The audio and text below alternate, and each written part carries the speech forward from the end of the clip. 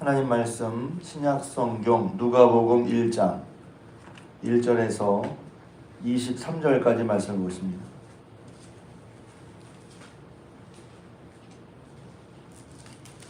신약성경 누가복음 1장 1절에서 23절까지 말씀. 여러분들은 제가 이제 설교 시간마다 이렇게 기도하는 게 늘 똑같은 기도를 하니까 어떨지 모르겠어요. 저는 가끔 이제 예전에 그 청년 때 그 목사님이 늘 하시는 기도가 있었거든요. 시단에서 늘 똑같은 기도를 이렇게 하시지? 근데 제가 이제 그 심정을 조금 알겠어요. 똑같은 기도 같지만 똑같은 기도죠. 그런데 하나님께서 역사해 주셔야만 하는 것을 인정하고 고백합니다. 그러니까 왜 이렇게 똑같이 기도하지? 가끔 저도 이제 그런 생각을 했던 적이 있어서 말씀드립니다. 누가복음은 이제 앞에부터 읽었는데 첫 번째는 누가복음은 이제 사도행전과 쌍둥이 복음이라고 하는데 데오빌로에게 어떤 의사였던 누가가 데오빌로라는 사람에게 예수님의 일을 이제 알리는 식으로 누가복음과 사도행전이 시작이 됩니다. 그런데 제가 이제 누가복음 볼 때마다 앞부분에 얘기하는 것은 뭐냐면 1절에 우리 중에 이루어진 사실에 대하여라고 하는 거예요.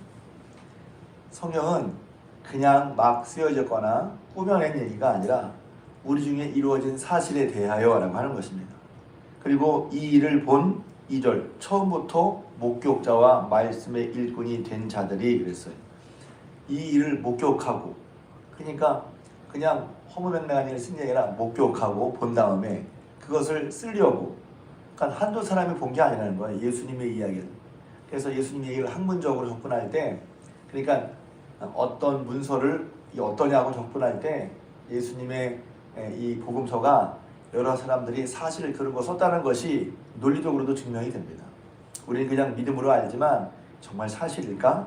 그러면 어떤 사건이 있으면 그 사건을 본 사람이 여러 사람일 거 아니에요. 그 여러 사람이 글을 썼을 거 아니에요. 그러면 그런 과정 중에 사실을 쓸 경우와 사실이 아닌 허구를 쓸 경우가 다르다는 거예요.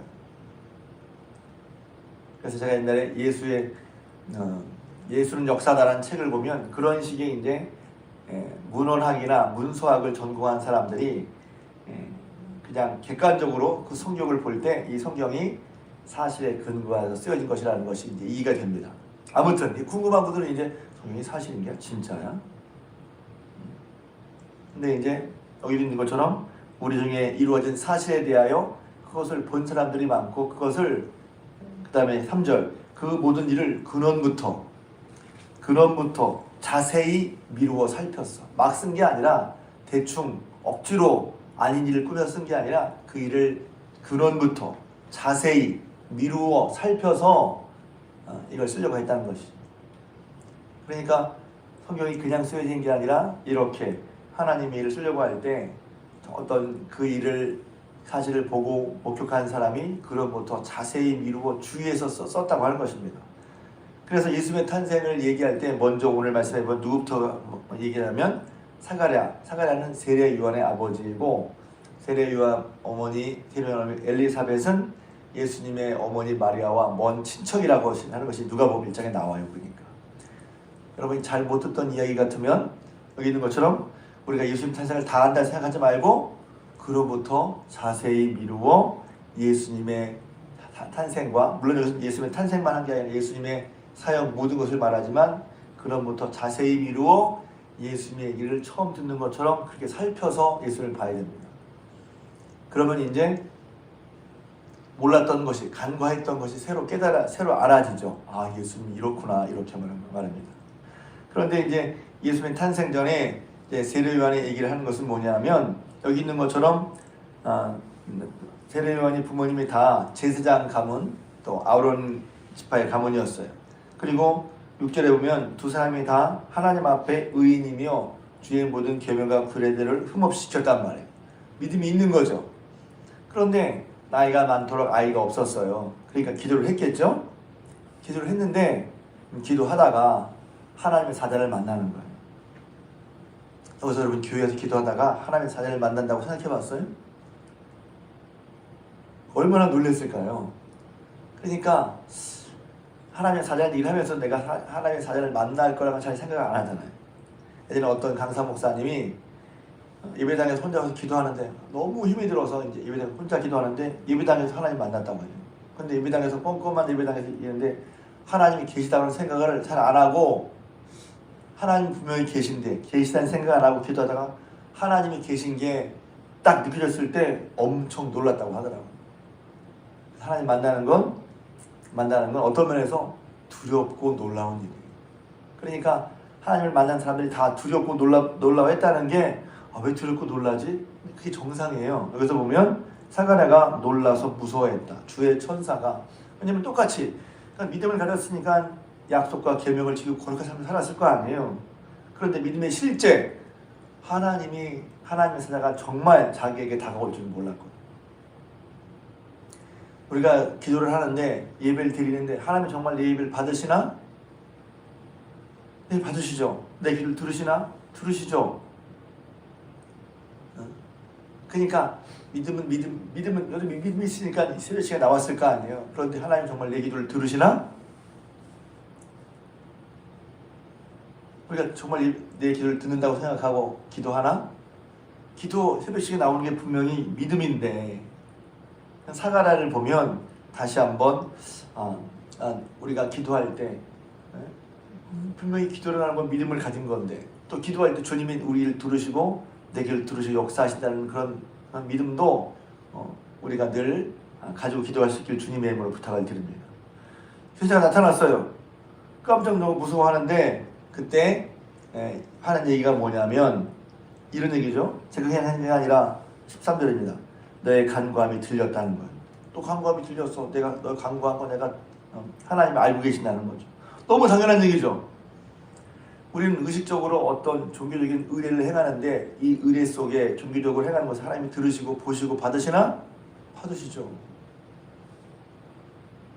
그러니까 우리가 행하는 그 종교 의식, 기도 이런 것이 그냥 의례하는 의식, 겉으로 하는 의식이 아니라 이것이 하나님이 보시고 들으시고 받으신다고 생각해야 된단 말이에요. 그러면 예배도 허투루 드릴 수가 없죠. 그러니까 그게 흔히 하는 말처럼 진심으로 하는 게 중요한 거예요. 진실과 진심으로 하나님께 예배하고 기도하고 신앙생활하는 게 중요하단 말이에요. 그냥 누구 하다 보면 형식적으로 누구에 보이게, 사람이 하다 보면 그러기가 쉽죠. 그런데 지금 여기 보면 사가랴가 제사장의 가문이고 모든 계명과 규례대로 흠이 없이 행하던 사람인데, 제사장의 직분을 행할 때 주님이 딱 나타나시고 놀랐고, 내 기도를 들으셨다는 걸 보고 들었을 때 떨렸단 말이에요. 그 신앙에는 신앙생활 때 이런 하나님이 말씀이 정말 그렇구나, 안 그런 게 아닌데 정말 그렇구나 하는 그런 경험이 우리에게 있어진단 말이에요. 그럴 때 우리 속에서부터도 하나님을 믿는 믿음이 진실되게, 누굴 보이려고 하거나 어떤 그냥 무조건 생각 없이 그냥 이렇게 하는 거야, 어떤 격식과 그걸 차리려고 하는 게 아니라 그 속에 그게 필요 없다는 게 아니라 그 속에 하나님을 믿는 진정한 믿음으로 해야 된다는 걸 이제 깨닫게 됩니다. 그러고선 이제 기도해서 하나님의 나실인처럼 내가 아들을 낳을 텐데 이름을 요한이라고 하고, 비슷하죠? 예수님과 함께 하는 거랑 혹은 삼손과 함께 하는 거랑. 그러면서 그 아이가 뭘 하냐 하면 이스라엘 자손을 죽게 돌아오게 하는 일을 도울 거다 하는 일을 말씀하십니다. 자, 그런데 사가랴가 그렇게 말을 할 때 아멘, 감사합니다, 드디어 기도를 들어주고 약속하셨군요, 이렇게 말하면 얼마나 좋았겠어요. 아니 사실 사가랴를 흉 보는 게 아니라 아멘 해야 되는데 이게 뭔 일인가 그러면서 하는 말이 뭐냐면 이게 어떻게 이루어지겠어요, 이 말을 했단 말이에요. 18절에 사가랴 천사가 이르되 내가 이것을 어떻게 하리요, 내가 들고 아내도 나이가 많으니이다. 그러니까 우리가 취중 진담이라고 그러죠. 불쑥 내 본심이 나오는 거예요. 내 속에 있는 본심이. 하나님을 믿고 그렇게 삶을 살았어. 이게 잘못됐다는 얘기가 아니죠. 그리고 제사장이야, 목사야, 교회 장로야, 교회 임원이야, 신앙생활을 오래 했어. 그런데 기도도 했는데 하나님이 그렇게 하신다니까 에이 하나님 그게 되겠어요, 이렇게 말했단 말이죠. 그러니까 그런 믿음, 우리가 분명히 믿음이 없는 건 아닌데 또 한편으로는 뭔가 믿음에 더 온전해져야 해야 하는 그런 부분이 이런 부분이란 말이죠. 근데 그 쉽게 말하면 정말 이루어지지 않. 그러니까 사가랴 입장에서 보면 기도를 했지만 기도를 했는데 이루어질 거라고 생각을 안 했어. 그런 거죠. 제사장이에요, 목사님이에요, 장로님이에요. 교회에서 봉사하고 거룩하고 흠과 없 살아가요. 기도도 해. 믿음이 있는 거죠. 그런데 한편으로 그 일이 정말 이루어질 거라고는 생각을 못했다. 사가랴와 비교해 보면 좀 다릅니다. 사가랴는 어떻게 늙고 했으니까 어떻게 합니까? 그랬는데 천사가 말하죠. 나는 가브리엘로서 좋은 소식을 전하라 보내심을 받았는데 이 일이 되는 날까지 내가 능히 말을 못하겠다. 왜? 내가 내 말을 믿지 아니하며 때가 이르면 내 말이 이루어지리라 하더라. 그래서는 이걸 볼 때마다 사가랴의 레슨입니다. 나의 많은 제사장 사가랴, 일평생 제사장으로 섬기며 살았지만 믿음의 레슨을 받아야 한다는 말이죠. 여러분이 오랫동안 신앙생활 한 사람들이 믿음을 배울 필요가 없나? 아니에요. 믿음의 레슨이 필요한 거예요. 믿음의 교훈 혹은 믿음의 훈련이 필요한 거예요. 그래서 아마도 그 아내 엘리사벳이 잉태를 해서 아이를 낳을 때까지 한 10개월 정도죠. 10개월 정도를 쉽게 말하면 이제 천주교에서도 하고 기독교 일부에서 하는데 무건수행을 합니다. 무건수행은 절에만 있는 게 아니에요. 무건으로 기도하는 것이 기독교 전통에도 있습니다. 무건으로 뭐 하는 거죠? 하나님의 말씀을 듣는 걸 연습하는 거죠. 내가 말하기보다 하나님의 말씀을 듣는 연습을 하는 거예요. 왜냐하면 말하는데 치중하면 듣질 않거든요. 근데 말을 딱 멈추면 내가 말하는 게 말할 수 없으니까 들을 수밖에 없어요. 그런 훈련이 있습니다. 근데 여기서 보면 비교해보면 더 드러납니다. 자, 사가랴는 제사장이었고 오랫동안 신앙의 모범적인 모습을 보였는데 정작 주의 천사가 나타나서 내 기도가 이루어질 것이다 들었다 하니까 에이 했단 말이죠. 그런데 뒤에 보면 마리아의 경우를 보겠습니다. 마리아의 경우를 보면 그냥 짧게 보겠습니다. 짧게 1장 그 뒤에 보면 35절부터 보면 34절부터 보겠습니다. 제가 읽겠습니다. 1장 34절부터 제가 읽겠습니다. 마리아가 천사에게 말하되 나는 남자를 알지 못하니 어찌 이 일이 있으리이까. 천사가 대답하여 이르되 성령이 내게 임하시고 지극히 덮으신 이의 능력이 너를 덮으시리니 이러므로 나실 바 거룩한 이는 하나님의 아들이라 일컬어지리라. 보라 내 친족 엘리사벳도 늙어서 아들을 배웠느니라. 본래 임신하지 못한다고 알려진 이가 이미 6달이 되었나니 대저 하나님의 모든 말씀을 능하지 못하심이 없느니라. 마리아가 이르되 주여 여종이오니 말씀대로 내게 이루어지이다 하매 천사가 떠나가니라. 마리아는 자기가 결혼도 안 했는데 남자 관계도 갖지 않았는데 그렇게 성령의 능력으로 내가 거룩한 일을 잉태할 것이다 했을 때 그 말을 믿고 그 말대로 이루어지이다 믿었단 말이에요. 그래서 45절도 보면 엘리사벳이 마리아가 이 한 행위를 보고 뭐라고 말하냐면 45절입니다. 함께 읽겠습니다. 45절 시작. 주께서 하신 말씀이 반드시 이루어지라고 믿은 그 여자에게 복이 있도다. 누가 복이 있는 거죠?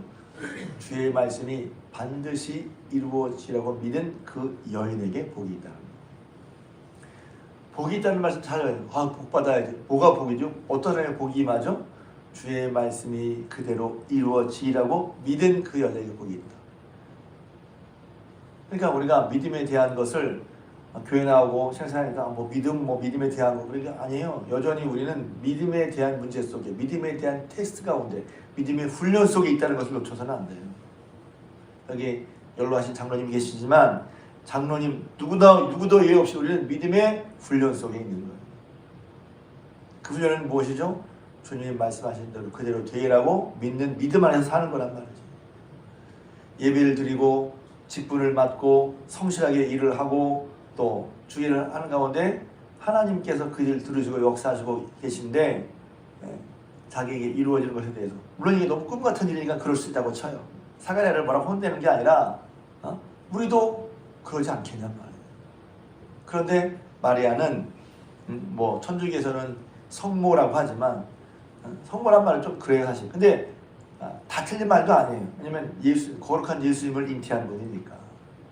근데 그렇지만 우리가 신앙의 모범으로서 볼 필요가 뭐냐면 마리아는 믿었단 말이에요. 하나님의 말씀이 그대로 되라고 믿었어. 사가랴와 비교해 보면 신앙의 연륜이 있고 직분을 맡았고 오랫동안 거룩하고 성실하게 직분을 맡았던 사가랴와 이제 아직 성경에 보면 마리아의 나이를 20세 미만으로 보거든요. 더 어리게 보기도 합니다.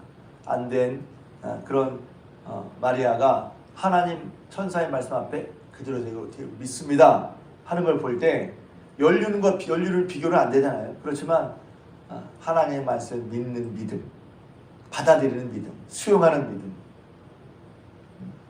그런 가운데 마리아의 믿음은 우리에게 교훈을 준단 말이에요. 그리고 그런 여자가 누가 복이 있죠? 어떤 사람이 복이 있죠? 하나님의 말씀이 그대로 되라고 믿는 사람에게, 그 사람이 여자든 남자든 나이 들었든 어리든 간에 복이 있단 말이에요. 저 여러분들이 성탄절에 그래서 계속하는 말이 뭐냐면 말씀대로 약속대로 오셨다는 거예요. 약속을 이루시는 분, 말씀대로 행하시는 분, 말씀대로 지금도 우리 가운데 행하셔서 우리와 함께 계시는 임마누엘 예수님, 임마누엘로 하신 하나님을 믿는 믿음으로 사는 게 우리의 신앙생활이란 말이죠. 그냥 열심히 하고 그것도 믿음이 아니라고 할 수 없어요. 맞아요. 예배 열심히 드리는 건 그것도 믿음 맞아요. 그런데 우리의 실제 생활 속에 믿음 가지고 사는 삶은 교회에서만 하는 게 아니잖아요. 예배 때만 하는 게 아니잖아요.